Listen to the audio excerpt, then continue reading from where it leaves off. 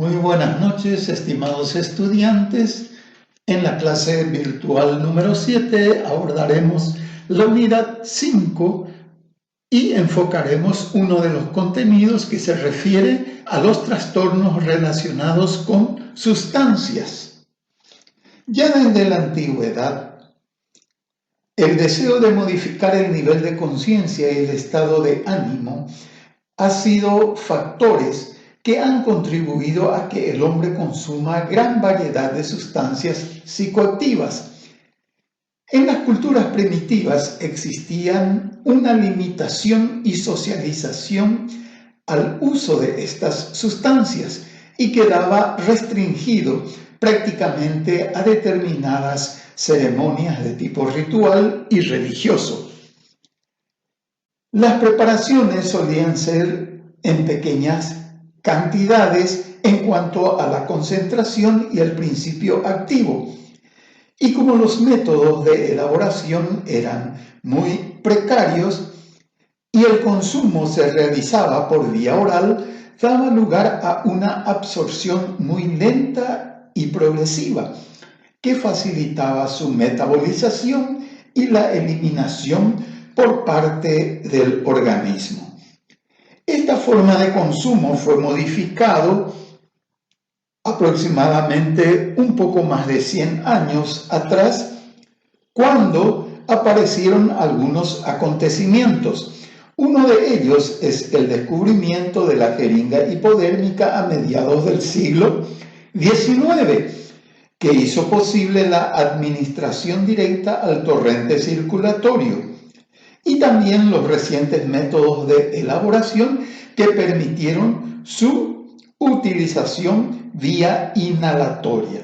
Pero también tenemos la opción que aparecieron las llamadas drogas de diseño, drogas de síntesis que pueden ser elaboradas en laboratorios mínimamente equipados y que dieron origen a una nueva y más caótica, por así decir, forma de consumo y control de estas sustancias psicoactivas. Entre las actividades que realizaremos, en primer lugar, hablaremos de los antecedentes históricos que ya hemos comentado. Las vías de administración de estas drogas son a través del mascado, la ingestión, la inhalación, la administración intranasal, intravenosa, intramuscular o subcutánea. También vamos a analizar y comentar conceptos básicos en drogodependencia. El término droga se entiende por toda sustancia farmacológicamente activa sobre el sistema nervioso central que introducida en un organismo vivo puede llegar a producir alteraciones de las funciones psíquicas básicas, de la construcción y el curso del pensamiento, de los procesos sensoperceptivos y como resultado de todo ello, del comportamiento.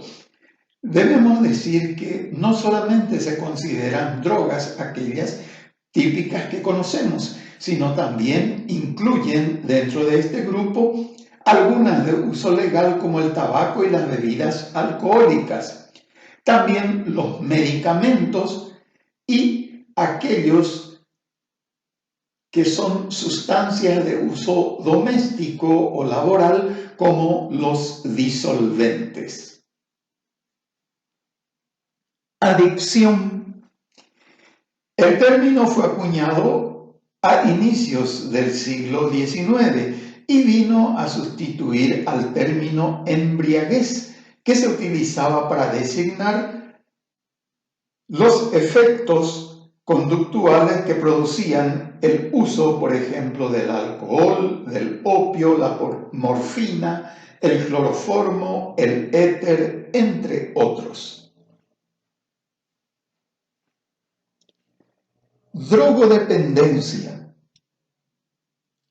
La Organización Mundial de la Salud en 1964 la define como un estado psíquico y a veces físico resultante de la interacción de un organismo vivo y una droga, caracterizado por un conjunto de respuestas comportamentales que incluyen la compulsión a consumir la sustancia de forma continuada con el fin de experimentar sus efectos psíquicos y en otras ocasiones de evitar sensaciones desagradables que su falta ocasiona.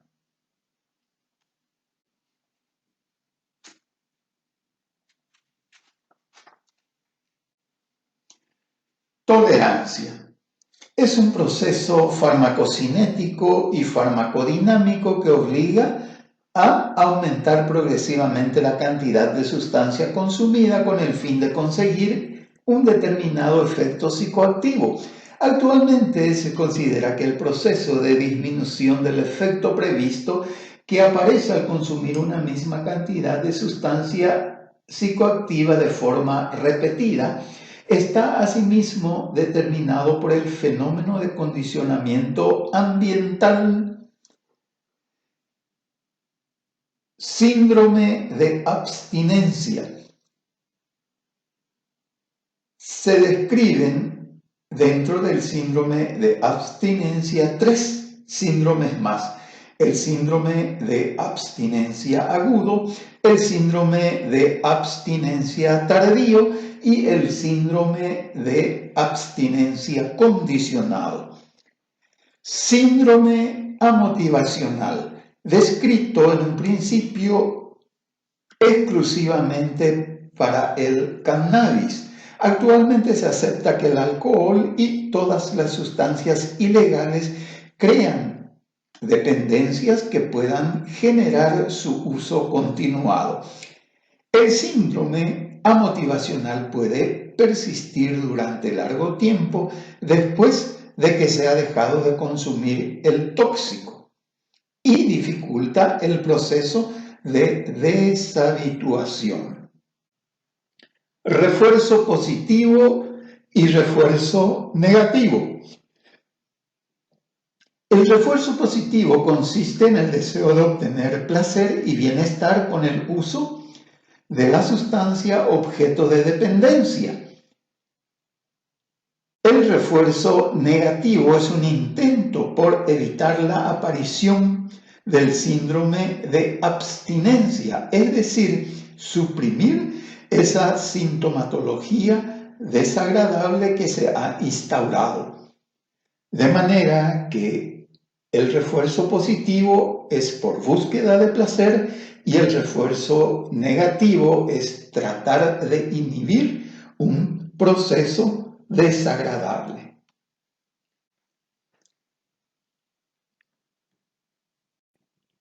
Cuando hablamos del proceso terapéutico, vamos a hablar de los procesos que incluyen la desintoxicación, que es un proceso que abarca aproximadamente de 7 a 14 días y que sirve para que el organismo del individuo funcione sin la necesidad del consumo de la droga. Deshabituación, que es un proceso más largo y complejo y en la cual se busca que desaparezca el síndrome de abstinencia tardío, como también el síndrome de abstinencia condicionado. Reinserción es el proceso que sigue a la deshabituación y que se propone integrar de nuevo al individuo a su medio social, familiar, laboral. Este proceso es bastante largo y difícil, muchas veces debido a que gran parte de los consumidores en etapa de rehabilitación y reinserción no poseen la formación, las habilidades laborales y cualificados en su mayoría para ejercer algunos tipos de trabajo o continuar con sus estudios. Cuando hablamos de la recaída, podemos decir que es el proceso en el cual un paciente que ya dejó de consumir por cierto tiempo vuelve al hábito de consumir, solo que en la actualidad la recaída no se considera como un fracaso dentro del proceso terapéutico, sino más bien una fase, una de las etapas por la cual se pasa.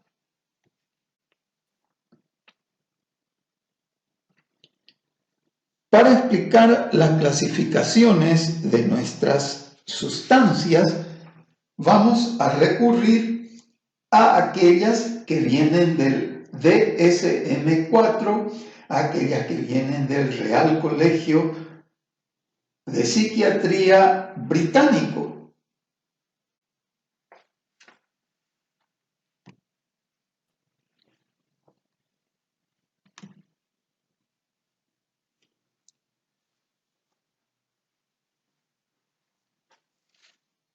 Los criterios para la corrección de los trabajos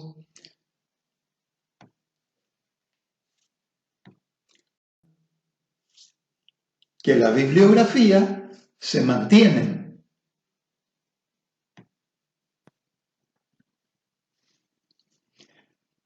Les deseo el mejor de los éxitos en la elaboración de estas tareas. Sigan adelante, respetemos, de nuevo, perdonen que sea reiterativo, pero respetemos las normas higiénicas que nos piden nuestras autoridades sanitarias, porque estamos viendo que nuestro departamento es uno de los que está en situación más delicada. Fuerza, cuidémonos, adelante y muchas gracias.